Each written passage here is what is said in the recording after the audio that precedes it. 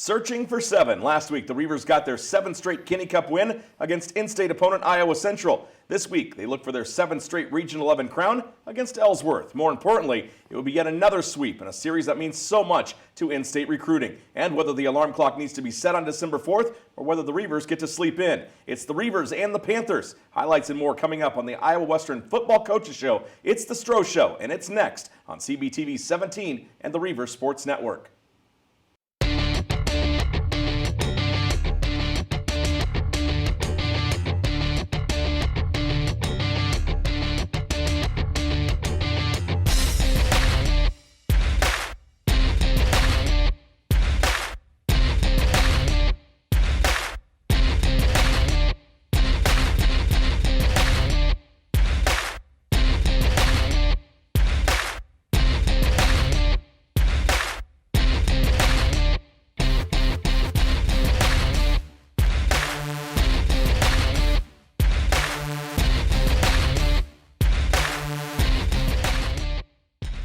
Home sweet home. After closing out the regular season's road swing with a 3-2 record, the Reaver football team gets to sleep in their own beds the night before their final 2 games of the 2016 regular season. Hello from the studios of CBTV 17 on the Iowa Western campus in Council Bluffs. I am Jake Ryan, joined as always by head football coach Scott Strohmeyer. Well, Coach, it always seems to be an uneasy feeling when the Panthers come to town. No, it doesn't matter what the year is. They pulled some tricks and almost got you a couple times. You've won out, though, several years in a row. What did you see coming in against the Panthers this season?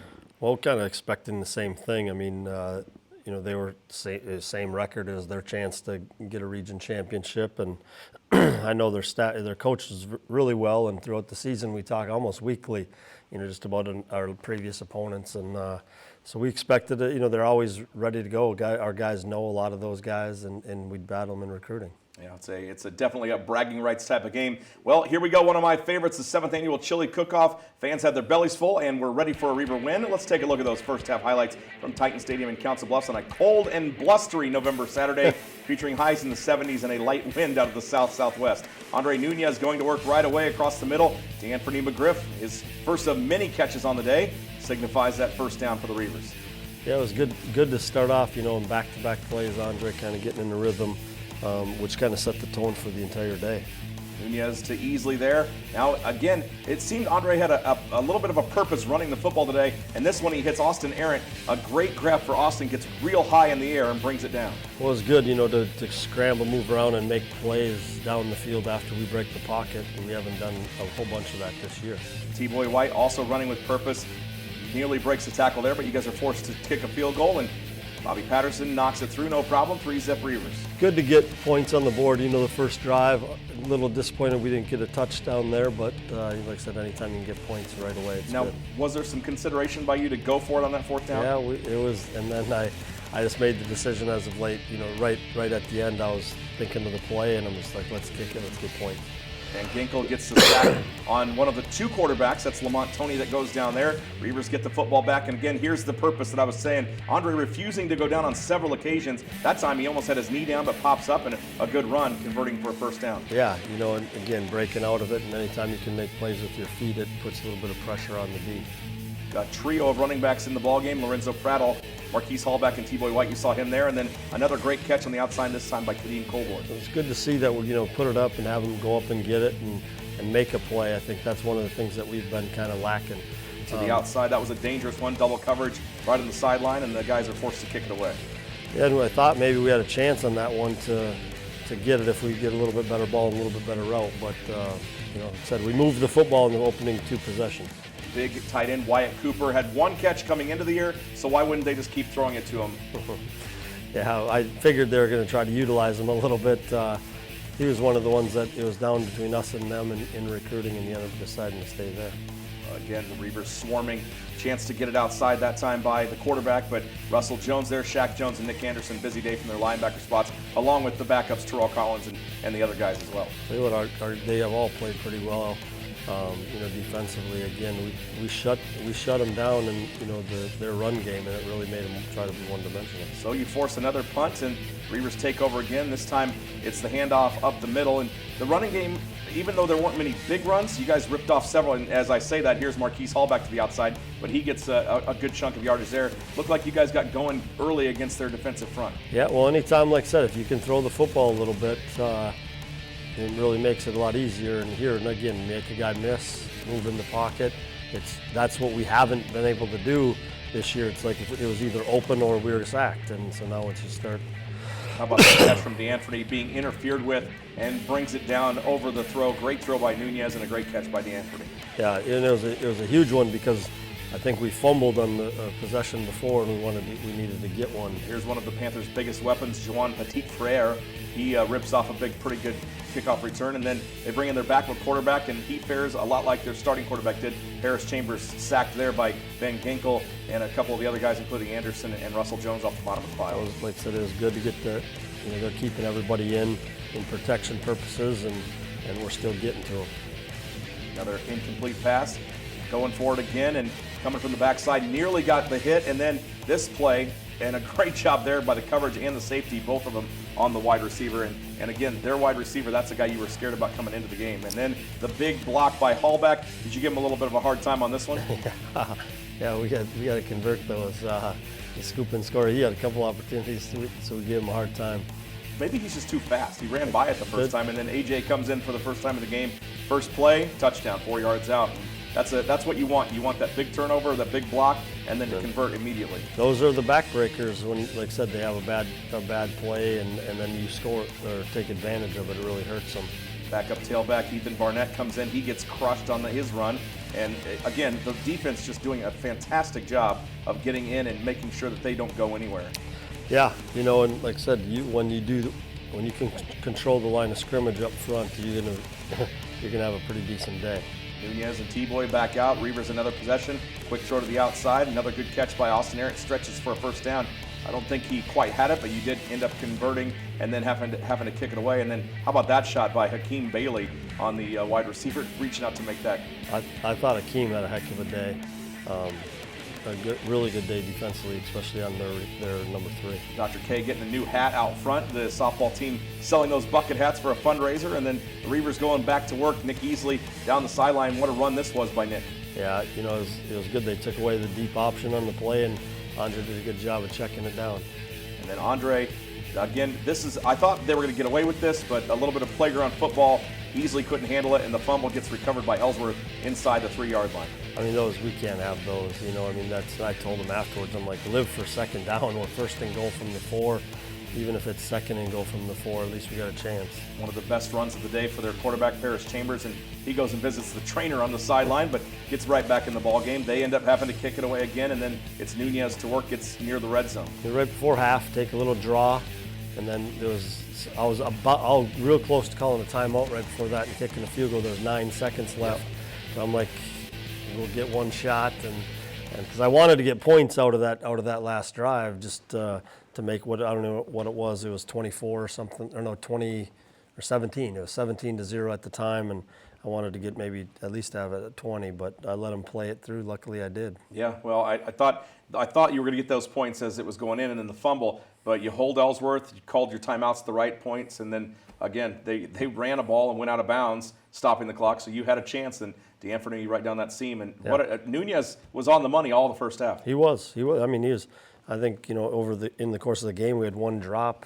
But I mean, statistically, as good as he's played. Yeah, 24-0, a big lead at the half. But Ellsworth, they've rallied before. We'll see if the Reavers can wrap up their 7th straight Region 11 regular season title. When we come back, there's more Stroh Show right after this on CBTV 17 and the Reavers Sports Network.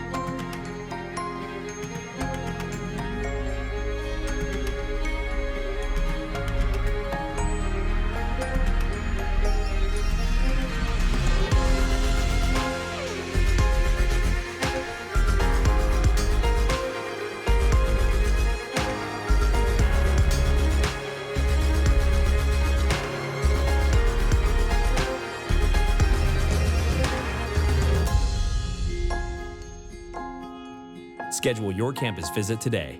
Iowa Western. The world is waiting.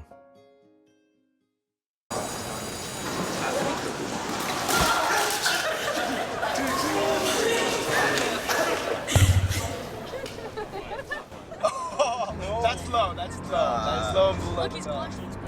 Seriously.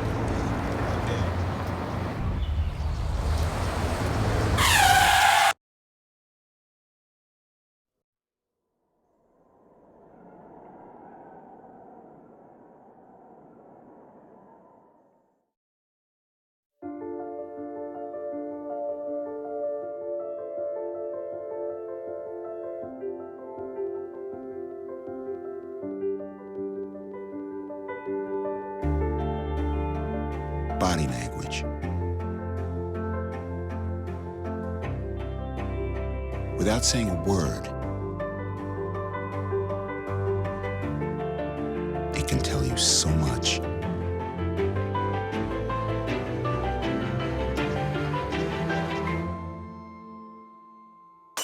Like someone is having a stroke. Know the sudden signs. Learn fast. F, face drooping. A, arm weakness. S, speech difficulty. T, time. Time to call 911 immediately. The sooner they get to the hospital, the sooner they'll get treatment. And that can make a remarkable difference in their recovery. Learn the body language, the sudden signs, and spot a stroke fast. From the studios of CBTV 17 at Canesville Center on the campus of Iowa Western Community College, Jake Ryan and the head coach, Scott Stroh. Coach, you get another well-rounded effort in the first half. What did you anticipate that the Panthers might throw in your direction in half number 2? Well, they've always been really good at coming from behind. They got behind against Hutch, I think, and ended up coming back to win. You know, they did it last year in Butler. They had a chance in Coffeyville. So they're always a team that you give them a little bit of life and get some big plays that they just keep playing. So it's important that we go for 30 more minutes. All right, we'll see if the Reavers could keep their foot on the gas pedal as we take a look at the second half highlights from Titan Stadium in Council Bluffs. Again, 24-0 at the half. The Reaver band out in full effect, and make sure you join them this week. They will be out and joined by a lot of company. Well, here we go. A little bit more of the same. You bet. How about this pass? Intercepted by Shaq Jones. It's your first turnover since the Garden City game. Coach, did you realize that it had been that long? No, I haven't. But it came to our attention on Sunday that was we finally got a turnover. Yeah, Chambers floating that one up there. Shaq with the first or the second interception of the season for him, and then Nunez gets on top of that ball. Nearly lost it, but good presence of mind to cover it up. Yeah, it was disappointing off of a turnover, but we ended up having to punt it away, and at least we didn't turn it back over. Paris Chambers, their backup QB, again, big run there, and then they hand off to the backup running back, Ethan Barnett, who goes up the middle, and it looks like maybe they're starting to get some momentum, and then, guess what? Squash, then a fumble. Barnett loses it, but they get it back, a couple more plays, and then another blocked punt, that one high in the air, and then getting down on it are the Reavers, and you take over inside the 10 early in the second half. Yeah, again, big special teams play, big momentum changers, taking away any type of life maybe that they have. And then Lorenzo Pratt, you weren't sure how much time he was going to see. He scores his first touchdown rushing the ball since the opening week of the season. So that's good to see Lorenzo get back. And then Nick Easley, again, just continuing to excel this season. What a great catch and run this time. Yeah, it was really good, to get us in position again. And Nick's really had a good year and he's putting himself in position to get some offers. At the next level. Yeah, Pratt with the running touchdown earlier. This is Andre Nunez's first rushing touchdown since the opening game of 2015. So it's good to see both of those guys back. And then Julio Harris, how about his first INT of the year? That one as he was playing center field at his safety position. Again, now you got them scrambling a little bit where they're forcing things, and we have them kind of right where we want them. A.J. Bush, maybe his offensive line letting him down a little bit on that play. And then the Panthers going back to work. Here's Wyatt Cooper's third catch of the game. He came into the game only 2 catches all year. So he not only doubled that, but surpassed the double on that one. Yeah, like I said, the way we were playing it, obviously that was kind of when he doesn't have a lot of catches, you're not really too worried about it. And then A.J. rips off a nice run here, gets just past the 25-yard line. Another handoff, this time to John Meyering. Meyering pushing the pile forward. And with a big lead, just trying to kind of kill the clock here in the fourth. Yeah, get a first down. Now AJ's run was big, and then you can muster another first down and run the clock out. So we've seen Myring. Here's Yeshua Hicks that gets up near the 50-yard line. And then favorite play in the book for new athletic director Jeremy Capo. He said he loves victory formation, and you get to run it for him on a beautiful Saturday in November. Yeah, it was good. I thought it was our most complete game across the board in all phases. And credit our kids the way they came out and played. A lot of people thought maybe they won't play, they don't have anything to play for. So I was really proud of our staff and the kids of how they came out and played in this game like it did mean something. Well, you got not only the running game going, but you also went up and over 400 yards for, I believe it was the 21st time in school, or the 52nd time in school history. So the numbers were good there. And again, Andre Nunez just really kind of filling out the rest of his sophomore year. He's done a nice job the last several games. He has, and I mean, we win the turnover battle. We have the one turnover. But that's, if you can win the turnover battle and we got some explosive plays, we're going to win. And more importantly, Coach, you get the old Region 11 plaque back, which I know this one will never get old. People might be like, well, that's all right, but if you get it every year, and I'll give that back to you. I know we borrowed it for the show, appreciate it. But every year, that's why you come to Iowa Western, because you've got a chance to play for it, and more than likely, you put your teams into position to win. Yeah, and like I said, the kids, what it means, you're conference champs. I don't care how many teams are in the league or whatever. It's still not easy, and to be region champs for the 7th straight year, it really didn't hit probably until I thought about it before the game. And I told our guys, I mean, you don't want to be the team since that not get it. So like I said, our guys played. They deserve it. It's been a long stretch here for the first 10 weeks, but they're battling, and that's all you can ask for. Yep, another week, another trophy to add to the case as the Reavers win Region 11 for the 7th straight season. Defense has shown up every game this year, and the offense came to play as well against Ellsworth. A big day for a Reaver wide receiver. CBTV's Joel Divick will talk with D'Anthony McGriff next on the Coach Stroh Show right here on CBTV 17.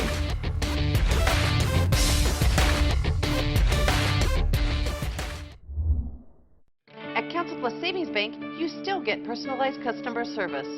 We have identity safe checking with LifeLock, identity theft protection. You get personal mortgage lending to fit your needs now and in the future. You get business banking with the latest technology, because saving you time saves you money. At Council of Savings Bank, you get people who answer when you call and local employees who are actively involved in our community. Council Bluff Savings Bank, hometown banking the way it used to be. Okay, it's decision time. I want to experience a 4-year college in 2 years. I want to live on campus but get to my career faster. I want to get started now.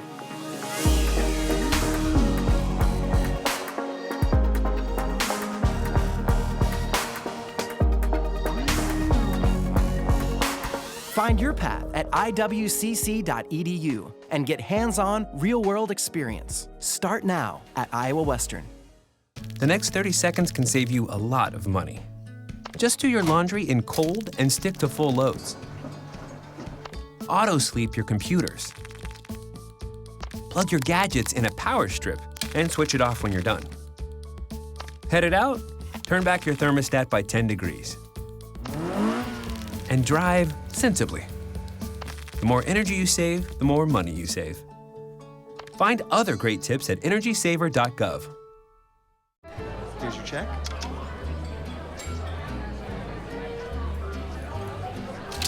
Oh, you got it. Since I got rid of my car, I really enjoy walking. Hey, God, no.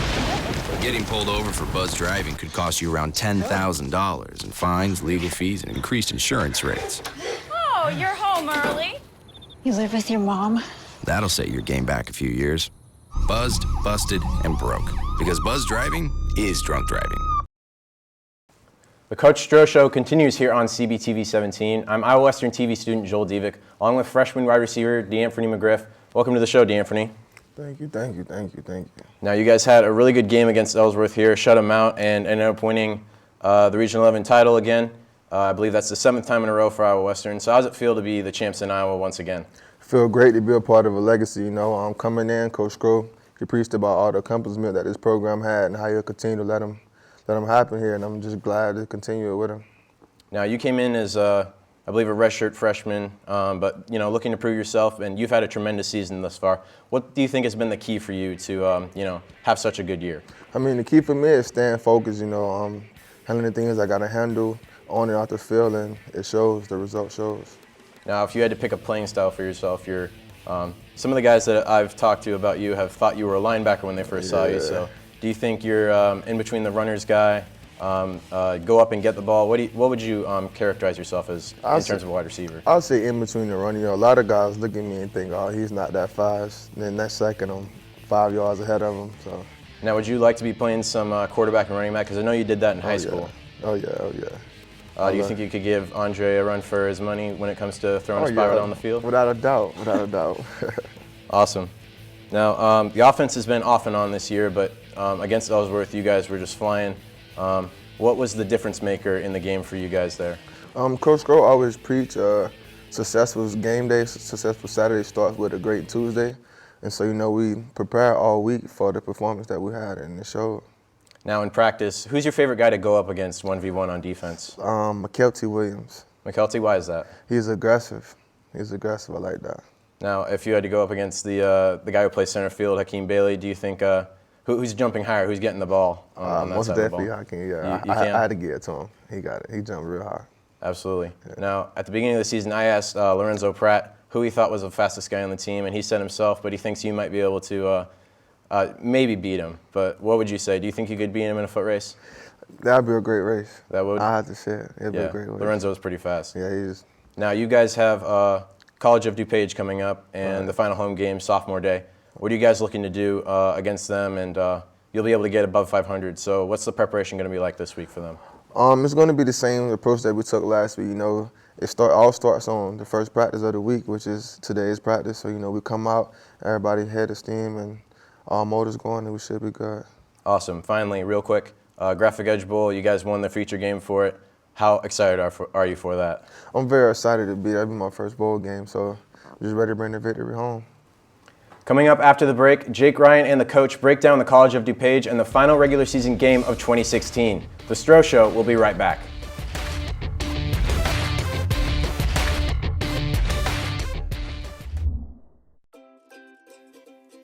In today's world, getting things done means being connected.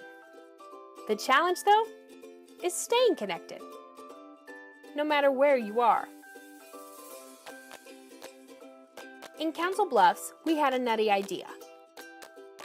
What if we tried to connect everyone in our community for free? How great would it be if we could always communicate, stay creative, and enjoy the things that make us unique together? Just think of all the opportunities to learn new things, find new friends, and do it all in the blink of an eye. Introducing Blink, Bluffs Community Wi-Fi. It's free, and it's coming to your neighborhood soon. Learn more at blinkwifi.org.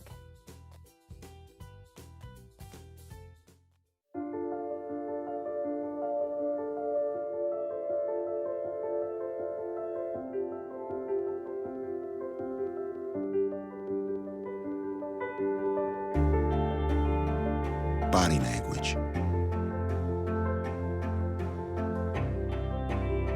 Without saying a word, it can tell you so much.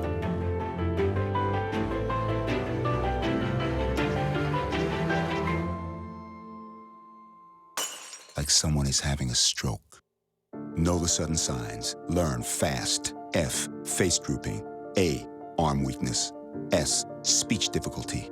T, time. Time to call 911 immediately. The sooner they get to the hospital, the sooner they'll get treatment. And that can make a remarkable difference in their recovery. Learn the body language, the sudden signs, and spot a stroke fast.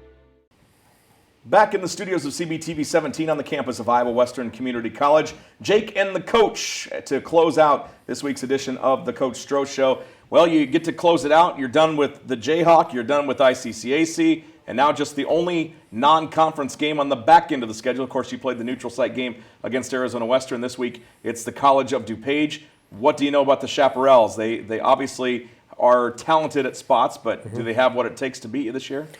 Well, I hope not, but I mean, like I said, I really respect their coach a lot, Coach Foster. He does a really good job. They got the whole state of Illinois to recruit, so there's players there. They're limited in some areas, but they're always physical. They're always coached extremely well, and I've talked about this for the last 5 years. One of the more physical games we played. Now, I don't know if it's going to match the Garden City or the Dodge City physicalness, but now our guys are playing for a bowl bid. 5-5, and the NJCAA just enacted a rule that says you have to have 6 wins to play in a bowl game, even if it's yours. Which I think that's probably a pretty good rule to put in, don't you, Coach? I do, and there's an appeal process if you don't have 6 wins. The NJCAA then has to grant you permission to play in the game. But I do think it is. It keeps it. I don't know. Gives the bowl games a little bit more clout. When a couple years ago we had a 4-7 team playing, and it's not maybe doesn't look as good, I guess. Well, you talk about the bowl game coming up. You talk about this being the last regular season. The recruiting has changed, has it not? You can sign people early now.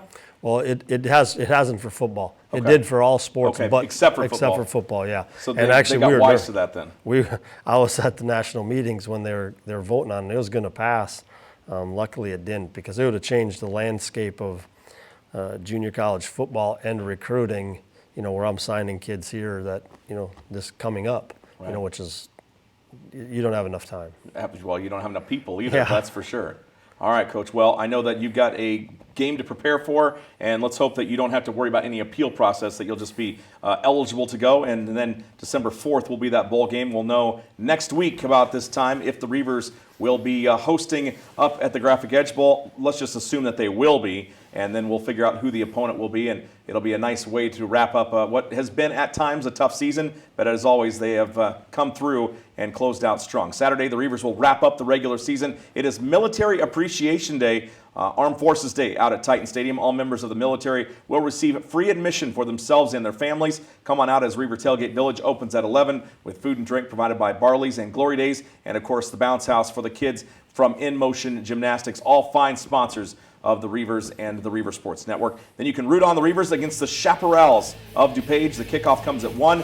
Pre-game on 89.7 The River will begin at 12. And, of course, the live web stream as well on the website at GoReavers.com. Just click that little NJCAA TV shield there, and it'll take you right to the broadcast. A special band performance by the Reaver Marching Band with several area high school comes to you pre-game and, of course, halftime as well. It is sophomore day for a bunch of guys and gals from the Reaver bands, so come on out and give them a chance to say goodbye as they play their final game at Titan Stadium for their careers. Again, thank you to head coach Scott Strohmeyer and, of course, Reaver wide receiver DeAnthony McGriff, both of them stopping by to be on the show today. And a nice job, as always, by the crew from the Iowa Western Sports Media Program, including the face that you saw on camera. He is Mr. Joel Dievik. Until next time, I'm Jake Ryan reminding you to wear some blue, be loud, and go Reavers. We'll see you at the stadium on Saturday.